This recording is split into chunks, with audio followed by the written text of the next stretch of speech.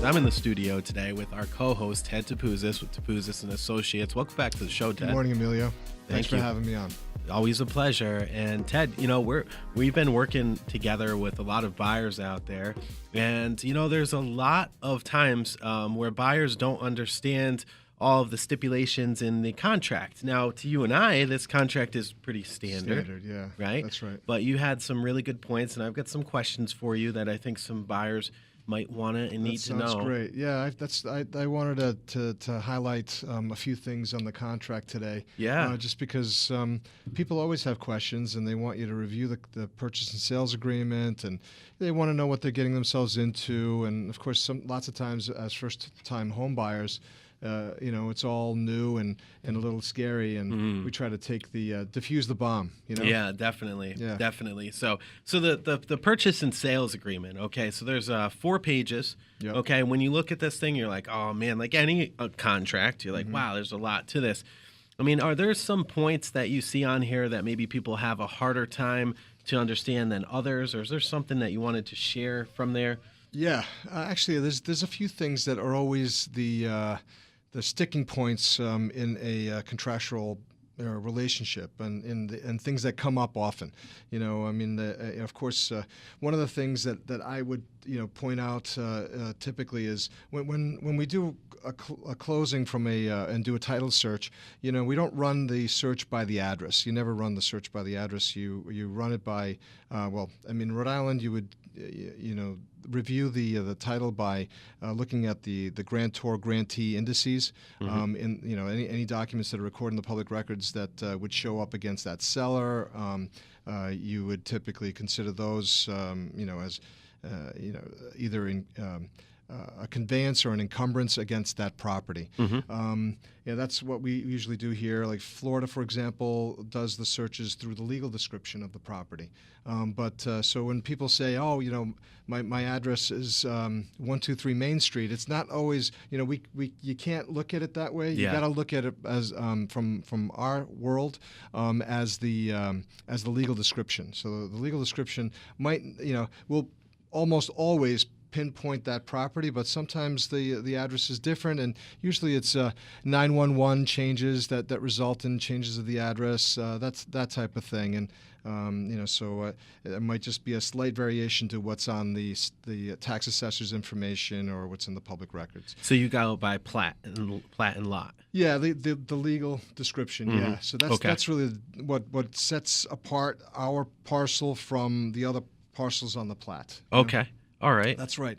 A couple other things that are sticking points typically. I mean, first and foremost in Rhode Island, I would say the inspections would always be something that comes up. Almost always, the file goes you go under contract, you have an executed agreement, and then you have a certain period of time to do your inspections. Usually, according to the standard Rhode Island purchase and sales agreement, you've got 10 days to do that. 10 business days. 10 business days, right. So you want to get that inspector lined up right away. I mean, and generally you've got Mike Auger, Patriot Home Inspections. Yep, Mike, awesome. that you highly recommend, and that's been done, through this process, numerous times, that has the sharp eye that could be able to pinpoint the things that are issues, and it's important for that to be, of course, put in writing timely, and then disclosed to a seller, because then the seller has, and you, and as a buyer, have options, because either you can proceed if the seller's willing to repair, and the defining issue really is, and this is in the newer purchase and sales agreement, is what's called a deficient condition.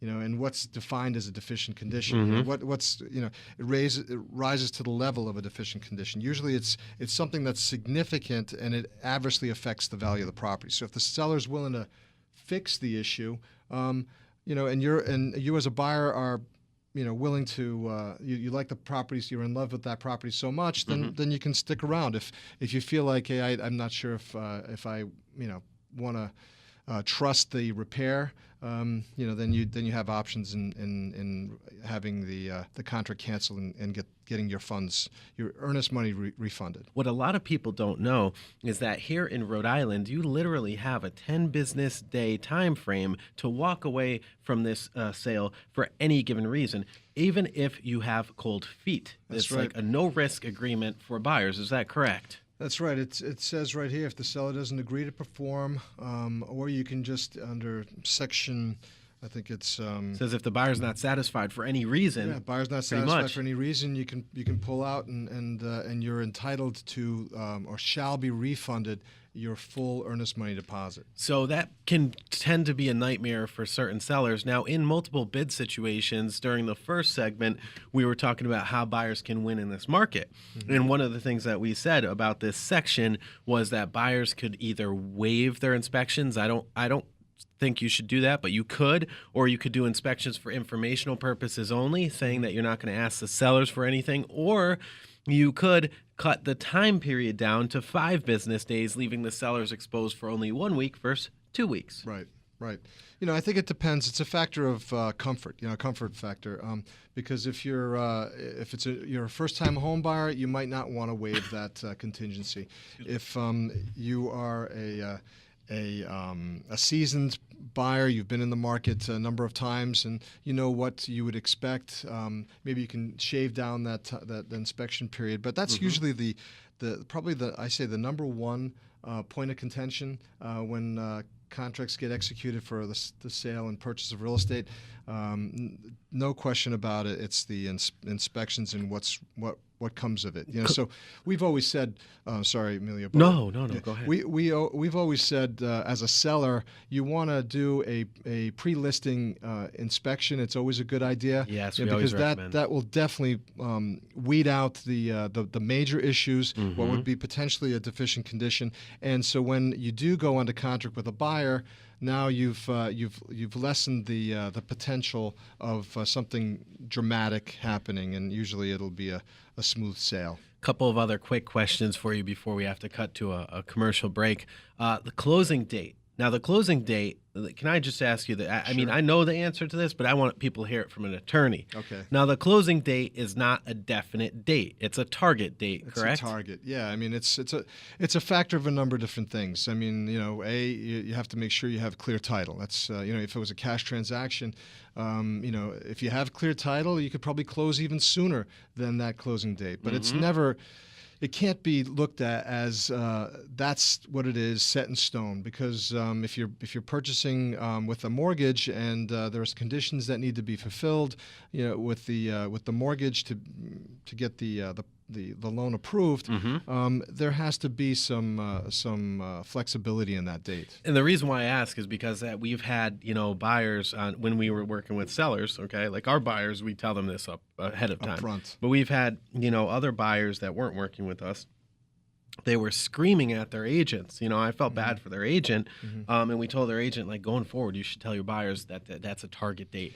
And I mean, Exactly. People flipping out that they're not closing on time because they got held back for one reason or another. Like, it's on the contract, it's the time. That's not how it works. It's a target date. It's a target date. That's great advice for everybody that's listening. When a party is flipping out over that date, it's usually because they don't know any better, and they should have been informed better. Yes. And so if you have that in mind, then it can happen sooner, it can happen later, but we do our best to meet that date. Nobody wants to extend unnecessarily.